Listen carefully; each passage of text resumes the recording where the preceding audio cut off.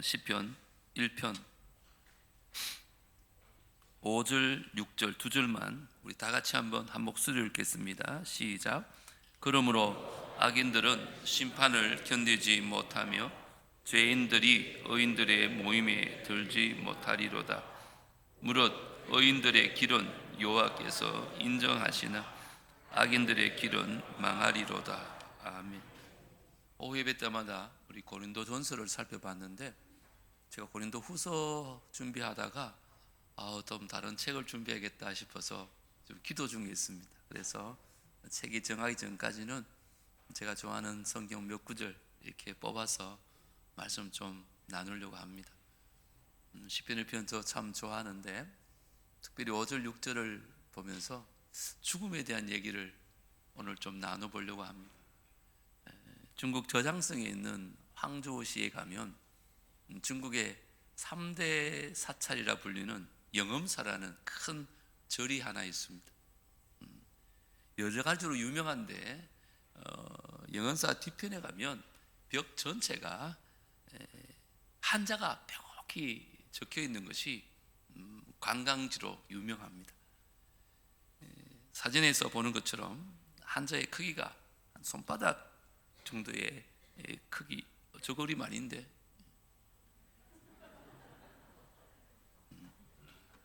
영언사 1 올려야 되는데 불경이 이제 8만 4천 자인데요, 이거를 260자로 요약을 해가지고 반야심경이라고 들어보셨죠? 그 반야심경의 전체 전문이 벽에 걸려 있습니다. 사진을 한번 보여주실래요?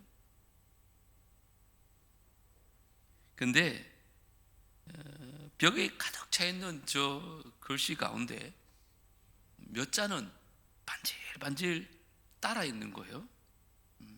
왜 그런가 하면 사람들이 자기 소원을 담아가지고 자기가 좋아하는 글자를 이렇게 손을 대고 쓰다듬고 만지다 보니까 제주도 하라방 이렇게 코 글자가 다 문드러진 거예요. 이거 한번 생각해 보세요. 돌에 새긴 글자가 유리같이 반질반질해지려면 얼마나 많은 사람들이 만졌겠어요. 주로 어떤 글자인가 하면 얻을 득자, 그리고 알 식자, 마늘 다자, 이로울 리자, 이런 글자가 반질반질 따갔다는 거예요. 그런데 정말 아이러니한 게 뭐냐 하면 반야심경의 핵심 가치는 비움입니다. 비우는 거예요. 그래서 화면에 놓을지 모르겠는데 반야심경 260글자 가운데 제일 많이 나오는 글자가 20글자가 나오는데 무자입니다. 무자. 없을 무자가 제일 많이 나옵니다. 보이시죠? 무자가 많죠?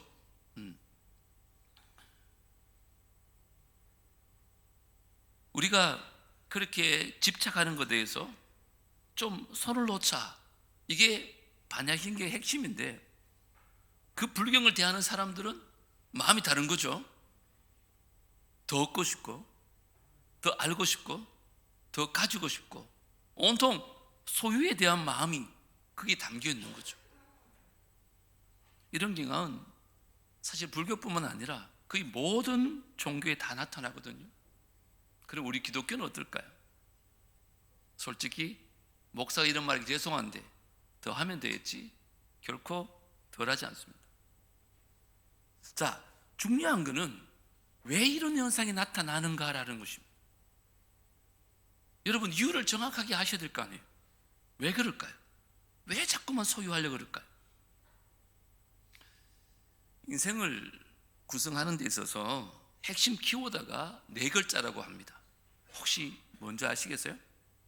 한자로 바로 출, 태어나는 것, 생, 살아가는 것, 성, 뭔가를 이루며 가는 것, 마지막 사자는 죽음으로 끝나는 것이 인생이라고 말합니다. 출, 생, 성, 사, 이게 우리 인생을 구성하고 있는 핵심 요소들이에요. 각각 다 중요하고 나름 의미가 있겠죠. 그런데 이 가운데 특별히 우리의 삶을 한쪽으로 치우치지 않게 만들고 균형을 잡아주는 역할을 하는 것이 있는데, 여러분 생각 뭘 같아요? 사자입니다. 죽을 사자가 그렇다는 거예요. 다들 저마다 열심히 살지 않습니까? 저마다 나름대로 뭔가 이루려고 그렇게 살아갑니다. 그렇게 하다 보니까 우리도 모르게 한쪽으로 치우치는 거죠.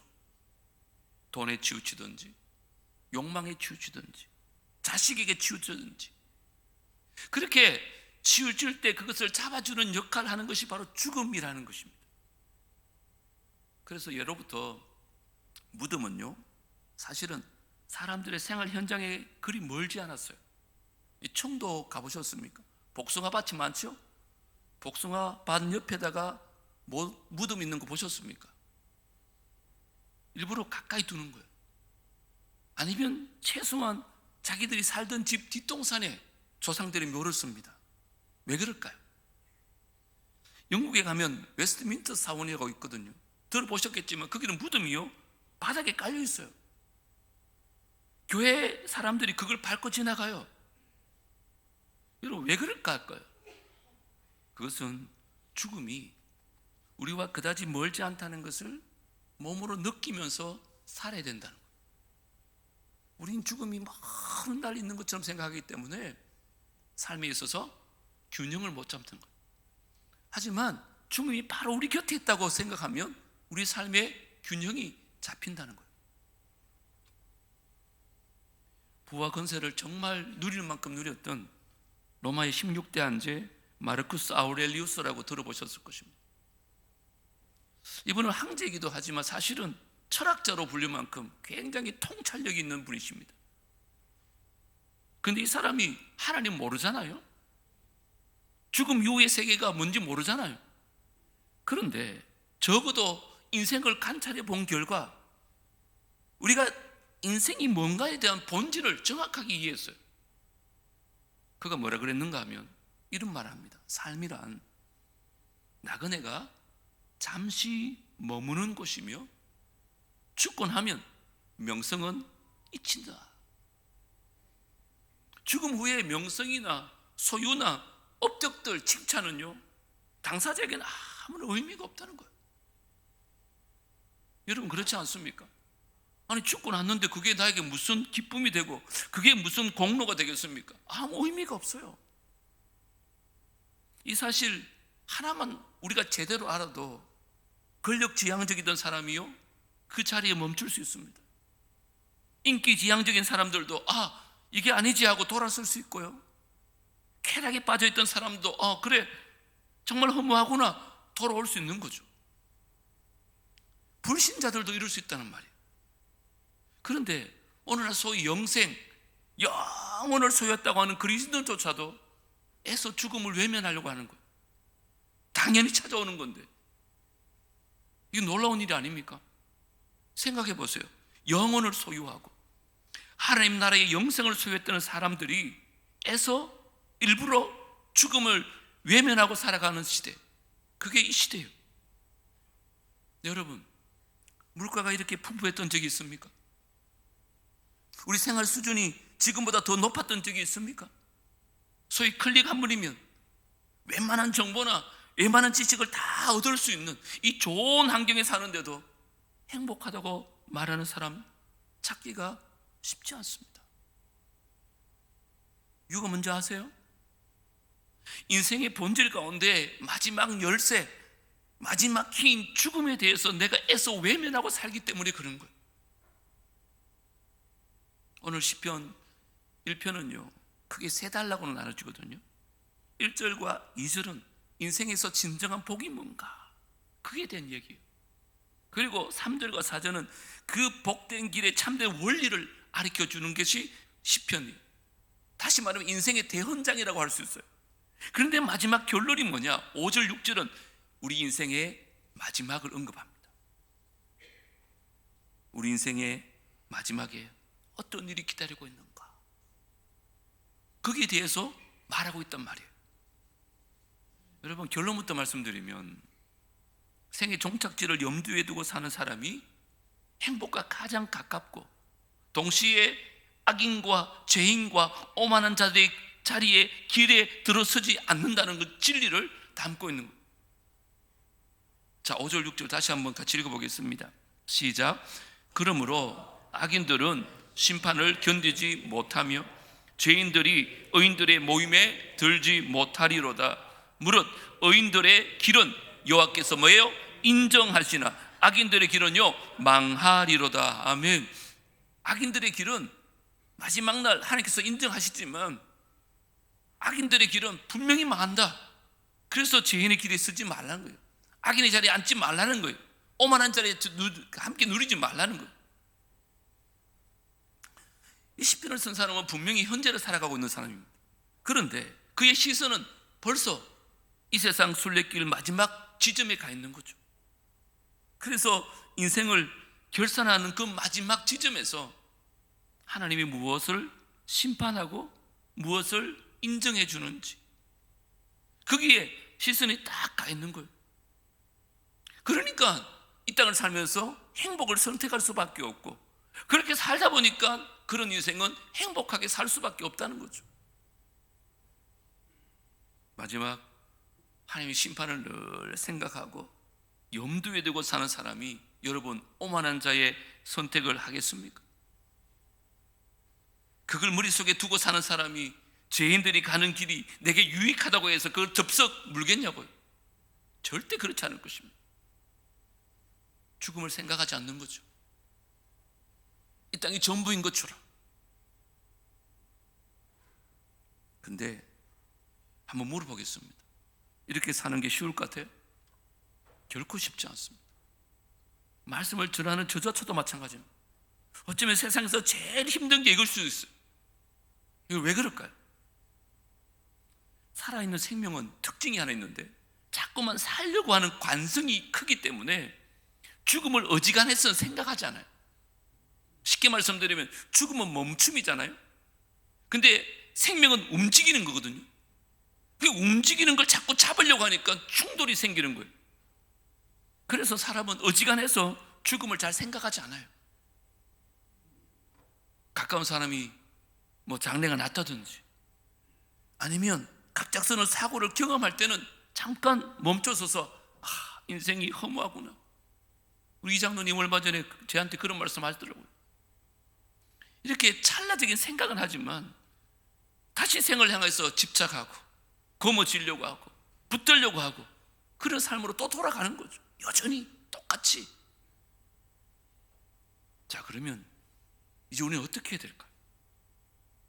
오늘 두 가지로 말씀을 좀 정리하면서 은혜를 누리려고 하는데, 첫 번째, 여러분 이제부터 매사에 하나님의 인정을 구하며 살자는 거예요. 세상 사람들이 인정도 참 좋지만 하나님의 인정을 좀 구하자. 사람들에게는 여러 가지 기본적인 욕구가 있잖아요. 그 중에 가장 제어하기 힘든 욕구가 뭔지 아세요? 많은 사람들이 인정 욕구라고 합니다. 이거 정말 제어가 안 돼요.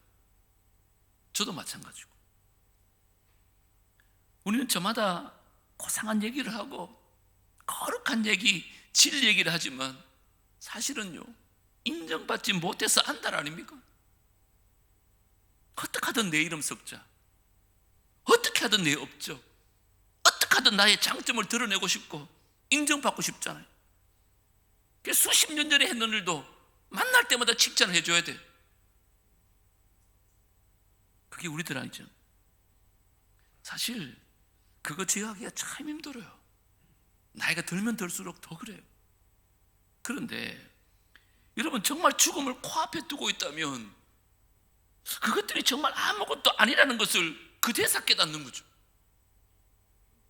여러분 페이스북이나 인스타그램이나 카카오 같은 소셜미디어들 보십시오. 돈을 버는 방법이 뭘까요? 여러분 명품 회사들이요 1년에 4차례 5차례 터무니없이 값을 올리거든요. 그래도 그 가게 보세요. 매장마다 줄을 섭니다. 그 방법이 뭔지 알아요? 사람들이 인정 욕구를 자극하는 거. 남들에게 내가 어떻게 보일까? 또 내가 남들에게 어떻게 보여주고 싶은가? 인정 욕구를 자극하면요, 별짓을 다 합니다. 돈이 아깝지 않아요. 그러니까 이 다수의 길, 그 유행의 길에서 과감하게 돌아서는 것이 어려운 거죠.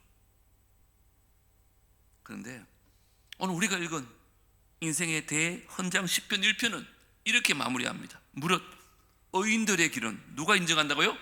여호와께서 인정하신다. 최후의 심판의 순간이에요. 하나님의 인정만이 남는다는 거예요. 왜 사람들이 이 땅을 살면서 다수가 가는 길에서 쉽게 돌아서지 못하는가? 사람들의 인정에 목말라서 그래요. 포기가 잘 안 돼서 그래요. 그런데 시편 기자는 뭐라 그래요? 야, 마지막 순간에 하나님께 인정받는 것, 그걸 내가 붙드는 게 행복의 길이구나. 그게 악인들의 꾀를 따르지 않는 것이고, 그게 죄인들의 길에 서지 않는 방법이고, 오만한 자들의 자리에 앉는 길이구나. 뭐 하는 것이 마지막 날 하나님 앞에 인정받는 것. 자, 그러면 여러분, 과연 여러분의 삶은 마지막 날 주님 앞에 섰을 때 인정받을 수 있겠습니까? 제가 어느 책에서 화가 정복수 선생에 대한 얘기를 읽으면서 참 독특하다 싶어가지고 오늘 한번 소개해 드리려고 그래요.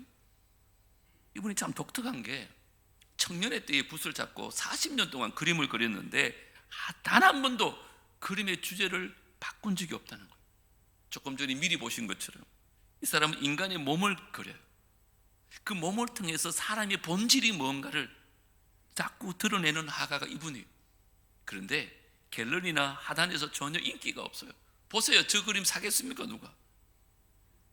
화가는 사실 그림 팔아야지 먹고 살잖아요. 근데 돈 안 되는 일을, 근데 그가 이런 고백을 합니다.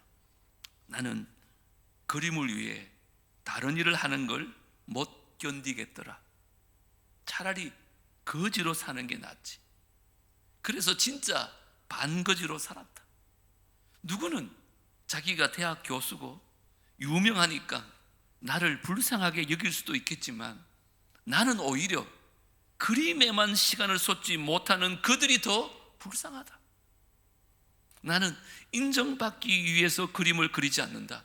내가 만족할 때까지 그린다. 이게 그분의 고백입니다. 그림 자체가 좋고 내 인생의 전부가 그림이니까 이렇게 하면 잘 팔린다더라.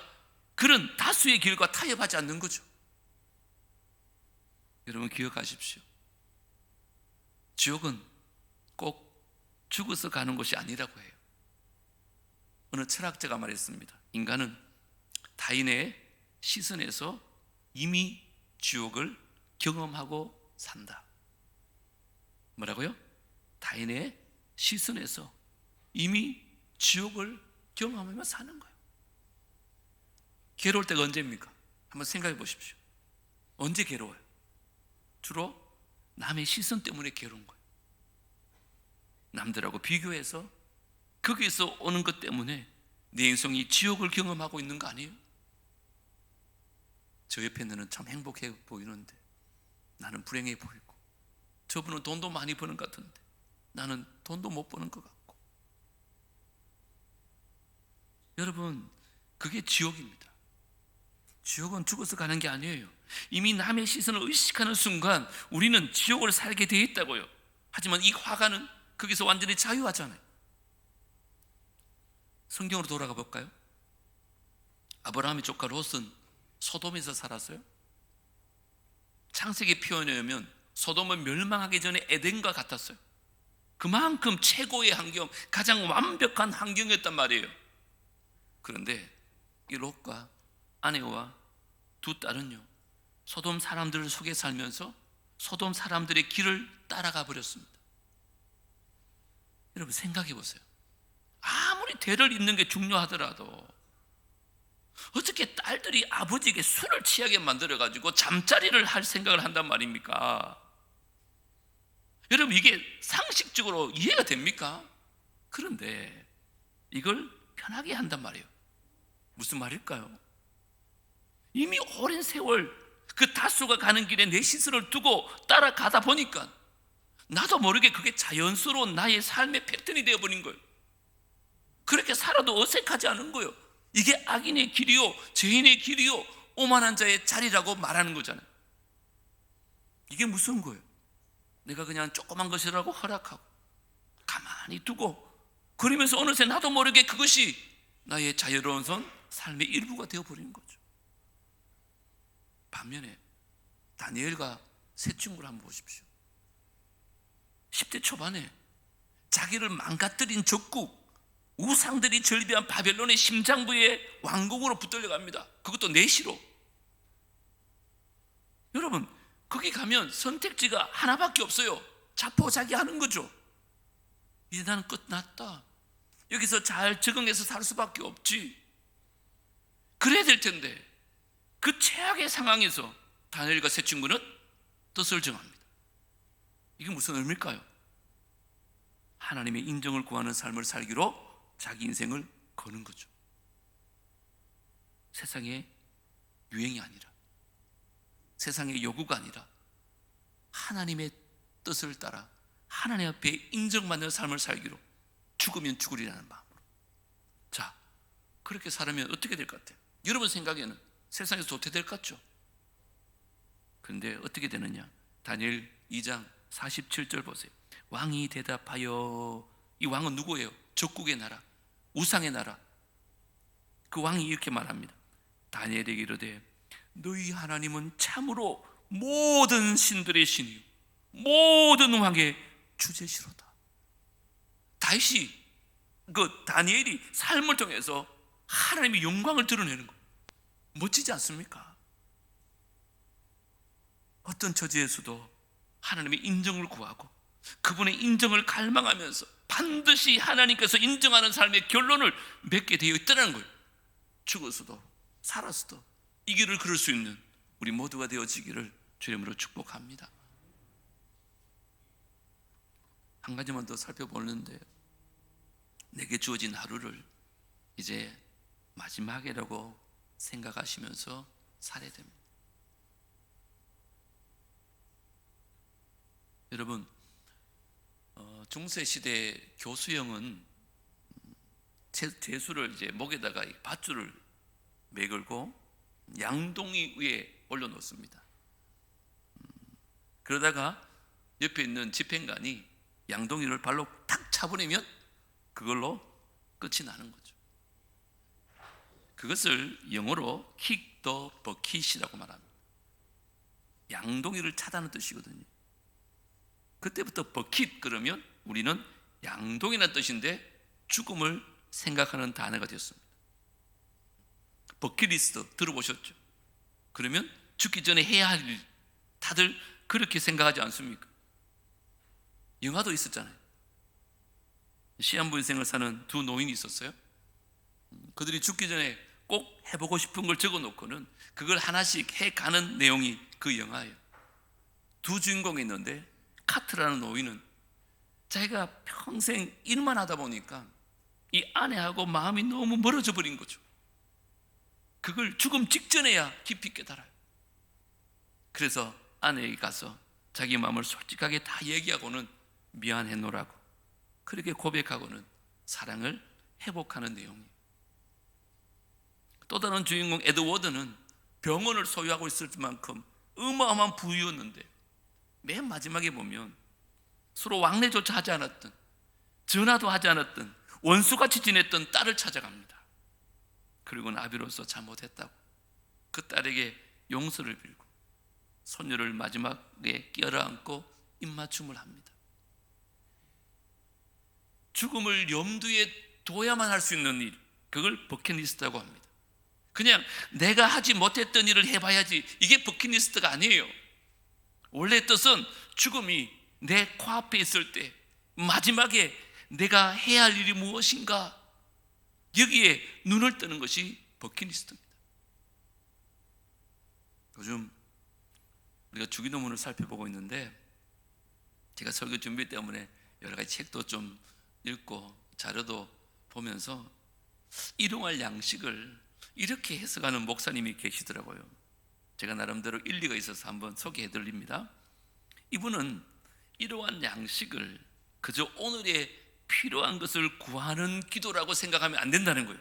그게 맞는 말인데, 그분의 말씀은 만약에 주님이 그런 뜻으로 우리에게 이 기도를 가르쳤다면 그것은 마태복음 5장에 있는 산상수훈이 앞뒤가 안 맞다는 거예요. 또도 고쳐야 된대요.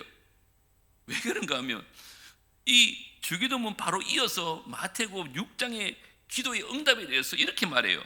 마지막에 보면 그러므로 염려하여 이르기를 무엇을 먹을까, 무엇을 마실까, 무엇을 입을까 하지 말라.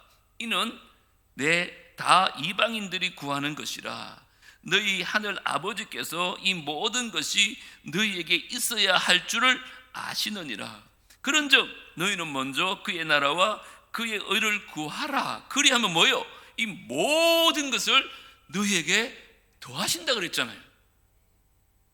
자, 만약에 주님이 일용할 양식, 우리의 필요만을 구하라고 가르친 거라면 이 모든 것을 더한다는 것은 앞뒤가 안 맞다는 거죠. 이분의 해석은 이방인들처럼 구하지 않아도 하나님께서는 먼저 그 나라와 그 의를 위해 살면 그 모든 것을 다 채워준다는 거 아니냐.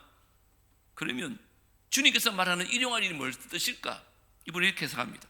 일용할이 헬라어로 에피우스시오스라는 건데, 에피라는 말은 한정된이라는 뜻이에요. 접두사거든요. 근데 우시아라는 본질이라는 뜻이 합해져 가지고 일용할이라는 단어가 만들어졌다는 거죠. 이게 무슨 말인가? 빵 있잖아요. 빵 자체가 한정된 역할을 한다는 거예요. 여기 일용할 양식은 빵을 말하는 건데, 원어에 보면 빵은 한 끼 먹으면 다 끝이 나요. 효력이 그것밖에 없어요. 일용할 빵, 일용할 양식을 구한다는 말은 이 빵처럼 내가 제한된 본질을 가진 사람이다. 먹지 않으면 죽을 수밖에 없는 존재, 숨 쉬지 않으면 죽을 수밖에 없는 존재, 물을 마시지 않으면 죽을 수밖에 없는 존재, 이거를 기억하고 살라는 것이 일용할 양식을 구하는 기도라는 거예요. 저는 나름대로 일리가 있다, 의미가 있다, 이런 생각이 들었어요. 무슨 말인가? 일용할 양식 다음에 나오는 기도가 뭔지 아세요? 우리가 우리에게 죄 지은 자를 사하여 준 것 같이 우리 죄를 사하여 주옵시고. 물어보겠습니다. 쉬울까요? 어려울까요? 어렵습니다. 근데 왜 일용할 양식 다음에 이 어려운 기도를 하라고 가르쳤을까요? 죽음을 염두에 두지 않으면 용서하기 어려운 거예요. 근데 정말 우리가 죽음을 염두에 두면 용서하지 못할 사람 없다는 거예요. 사랑하지 못할 사람 없다는 거예요. 정말 죽음을 염두에 두면 이해하지 못할 일들이 없다는 거예요. 아, 그럴 수도 있겠구나. 왜요? 이제 내가 죽을 건데. 그런데 우리는 천년 만년 살 거 생각하니까 도저히 용납이 안 되는 거죠. 용서를 빌어도 받아들일 마음이 하나도 없는 거죠. 오늘날 이 그리스도인들의 왜곡된 삶이 어디서 출발하는가? 바로 이 지점입니다. 내가 한정된 본질임을 망각하는 데서 출발한다는 거예요. 이 목사님은 그렇게 설명해요. 여러분, 세상을 한번 보십시오. 죽음은 누구에게나 찾아옵니다. 갓 태어난 아기도 죽고요, 거룩한 일을 하면서도 죽고요, 거기에는 순서도 없고 아무도 내일을 내 것이라고 장담할 수 없는 게 우리 인생입니다. 그래서 지금 숨쉬며 살아가는 오늘이 우리의 마지막이라고 여기며 사는 지혜가 필요하다는 거예요. 우리가 이 생각을 하면 우리는 오만방자하지 않습니다. 조금만 잘 되면 교만하고, 조금만 안 되면 낭만하고, 여기에 딱 붙들려 사니까 행복할 조건이 쌓였는데도 우리는 행복하지 않다고 말합니다. 감히 제가 말씀드립니다. 이 자리에 있는 저와 여러분, 행복하지 않을 사람 단 한 사람도 없습니다. 이런 좋은 시대, 이런 좋은 교회에서 함께 신앙생활하면서 뭐가 불행합니까? 왜 그럴까요? 하나님이 행복하라고 보내셨잖아요.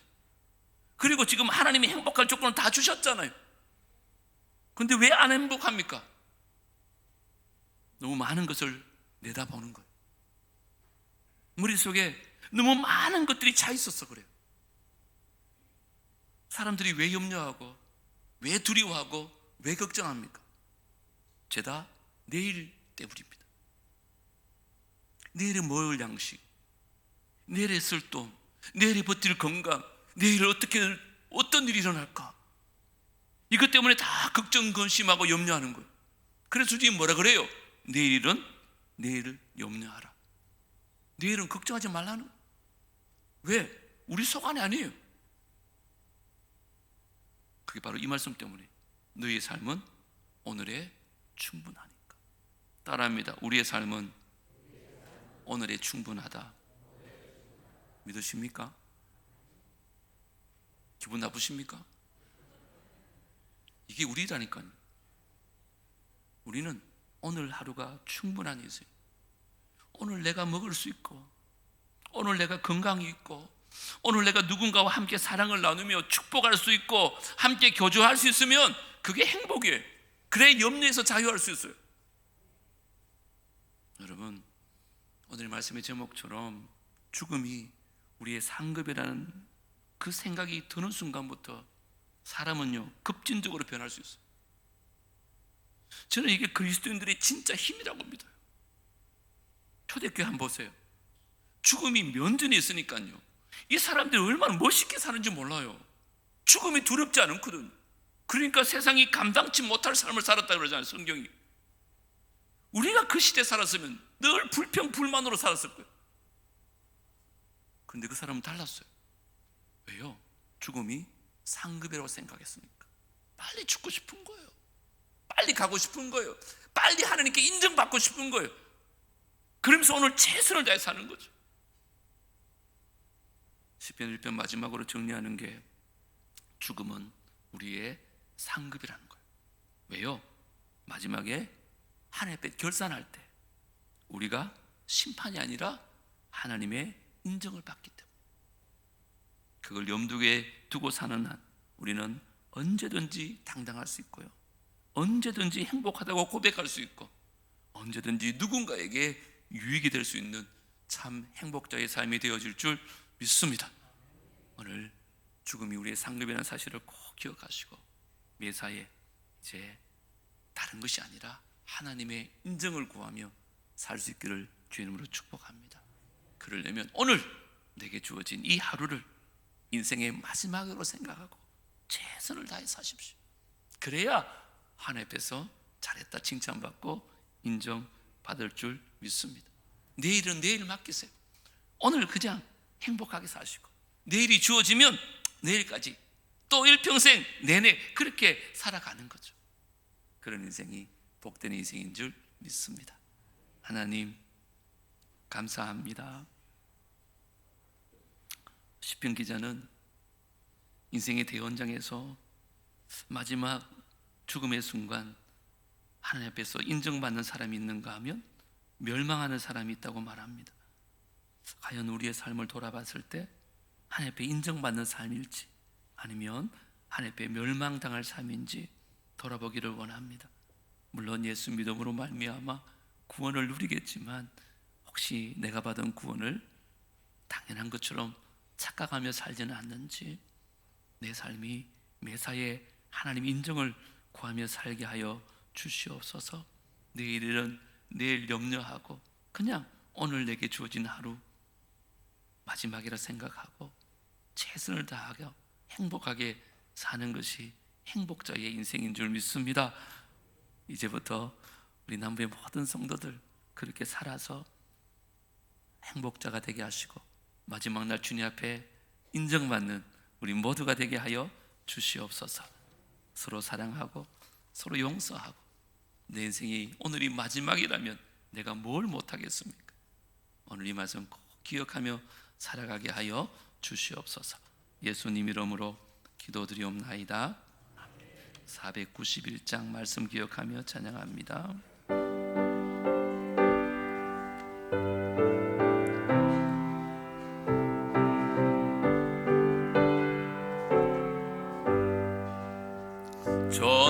높은 곳을 향하여 날마다 나아갑니다. 내 뜻과 정성 모아서 날마다 기도합니다. 내 주여 내 맘 붙드사 그곳에 있게 하소서. 그곳은 빛과 사랑이 언제나 넘치옵니다. 괴로움과 죄가 있는 곳 나 비록 여기 살아도 빛나고 높은 저곳을 날마다 바라봅니다. 내 주여 내 맘 붙드사 그곳에 있게 하소서. 그곳은 빛과 사랑이 언제나 넘치오. 여자분들 3절 하겠습니다. 의식 여자분들만.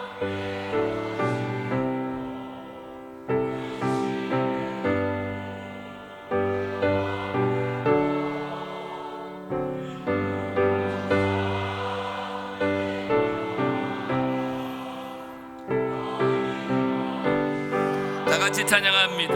내 주여 내 맘 붙드사 내 주여 내 맘 붙드사 그곳에 있게 하소서. 그곳은 빛과 사랑이 언제나 넘치오.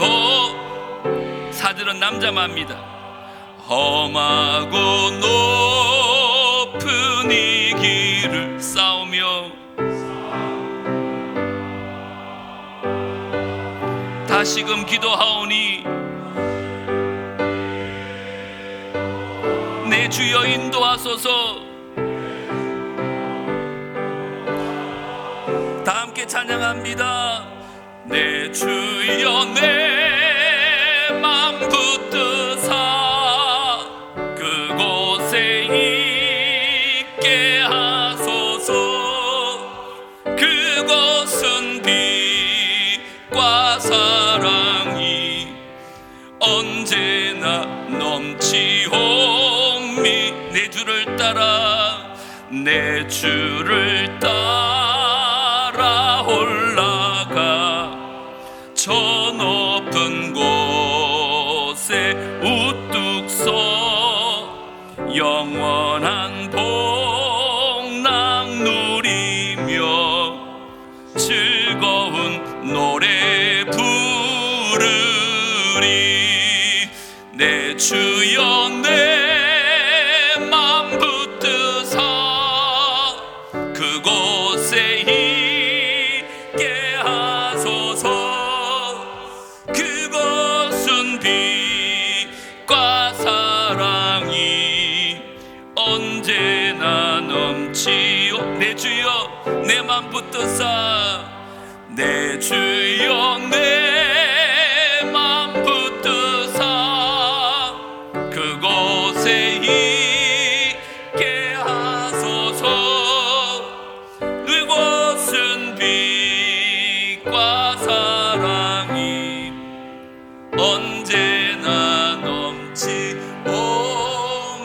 넘치옵니다. 이제는 우리 구주 예수 그리스도의 은혜와 하나님 아버지의 무한하신 사랑과 성령 하나님의 교통하심과 내주하심과 인도하심이 죽음이 우리에게는 큰 상급이요 하나님 앞에 인정받는 통로인 것을 깨닫고 늘 오늘의 내 인생의 마지막인 줄 알고 그렇게 살아 주님 앞에 영광 올려드리기를 원하는 귀한 주의 백성들과 그들의 가정과 자녀들과 하시는 모든 일들 위에 사랑남북의 공동체 위에 이제로부터 영원토록 함께 있을지어다.